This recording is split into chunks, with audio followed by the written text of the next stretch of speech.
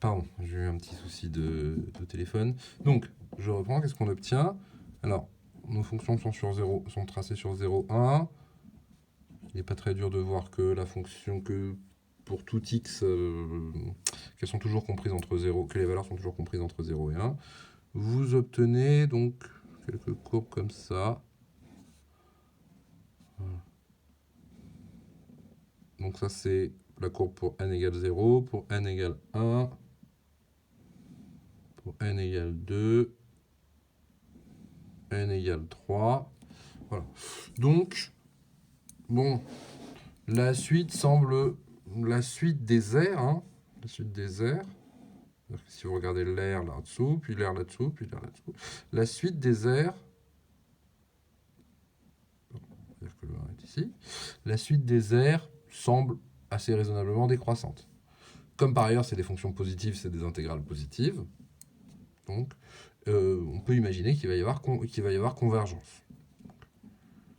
La suite des airs semble décroissante.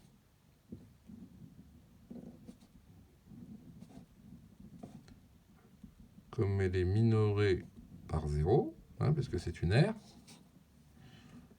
on peut conjecturer que yen est convergente.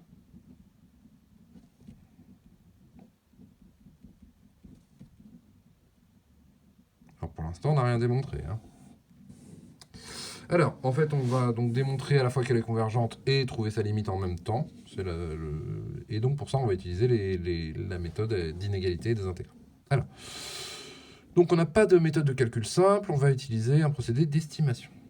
Alors, montrer que pour tout x appartenant à 0, 1, 1 sur 1 plus x au carré est plus petit ou égal à 1. Alors en fait, on va montrer aussi que c'est plus grand que 0. C'est pas très difficile à montrer. Donc, si vous prenez soit x appartenant à 0, 1. Donc, vous partez de quoi? Vous partez du fait que x est entre 0 et 1. X au carré est entre quoi? X au carré est entre, lui aussi, 0 au carré, c'est-à-dire 0, et 1 au carré, c'est-à-dire 1. Voilà. Si un nombre est entre 0 et 1, son carré est également entre 0 et 1. Donc, alors, qu'est-ce qu'on fait ensuite? On va ajouter 1 pour se rapprocher de la forme de la fonction. 1 plus x au carré est entre 2 et 1.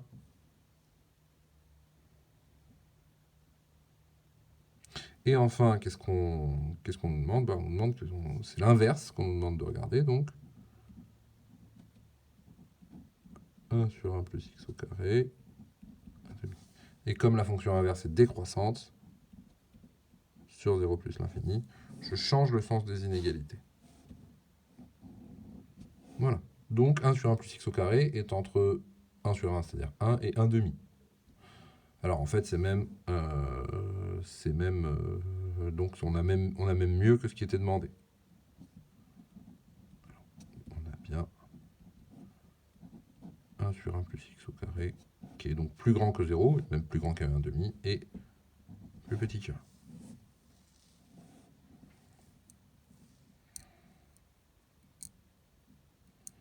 Ok. Alors, en déduire que pour tout entier naturel n, in est entre 0 et 1 sur n plus 1. Donc, alors, on va prendre n un entier naturel. Et donc l'idée, ça va être d'estimer ce qu'il y a dans l'intégrale.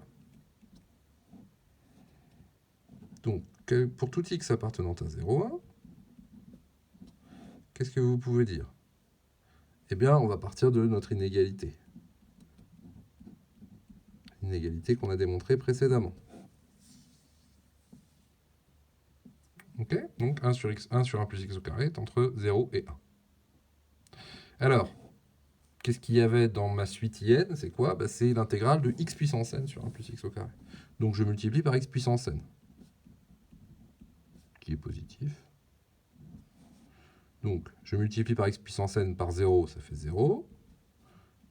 X puissance n sur 1 plus x au carré, plus petit que x puissance n. Voilà. quel que soit x appartenant à 0, 1. Voilà, donc la fonction qui est dans l'intégrale, elle est comprise entre 0 et x puissance n. Et donc là, eh ben, l'idée, ça va être de dire que cette inégalité sur les fonctions se transmet aux intégrales. C'est-à-dire que vous avez intégrale de 0 dx, entre 0 et 1, pardon, qui est plus petit que l'intégrale entre 0 et 1 de x puissance n sur 1 plus x au carré dx, qui est plus petite que l'intégrale de 0 sur 0,1 de x puissance n dx. Voilà.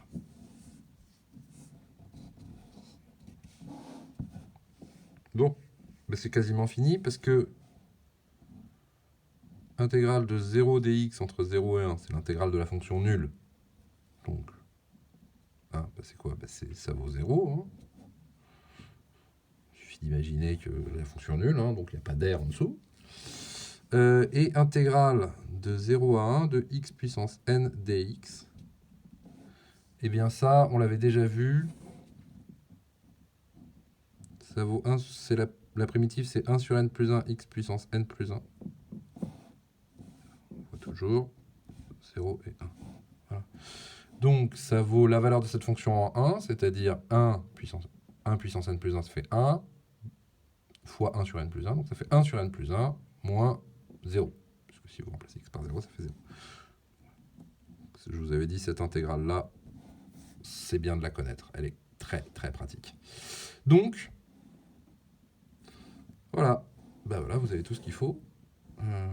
Donc,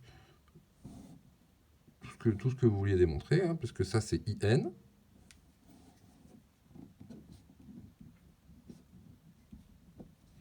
Donc, vous avez bien IN, qui est comprise entre intégrale de 0 dx, on a vu que ça valait 0, intégrale de x puissance n dx entre 0 et 1, ça vaut 1 sur n plus 1.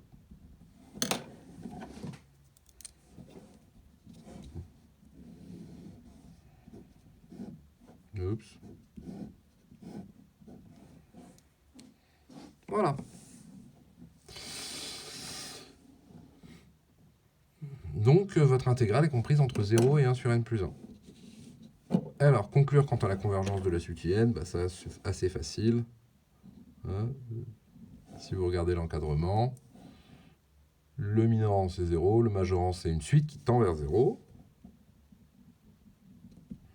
Ces deux suites ont la même limite.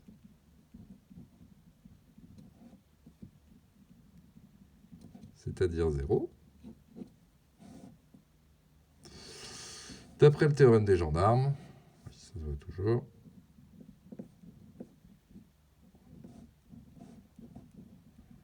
la limite de IN, c'est donc 0.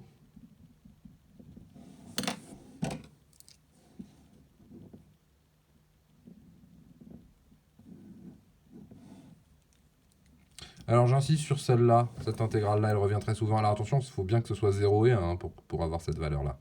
Mais donc cette valeur intégrale de 0 à 1 de x puissance n dx qui vaut 1 sur n plus 1, c'est pratique de la connaître celle-là parce qu'elle intervient quand même assez souvent. Voilà, donc une méthode très commode quand on veut calculer, quand on ne sait pas calculer des intégrales, mais qu'on veut les estimer et obtenir quand même par exemple la convergence d'une suite d'intégrales.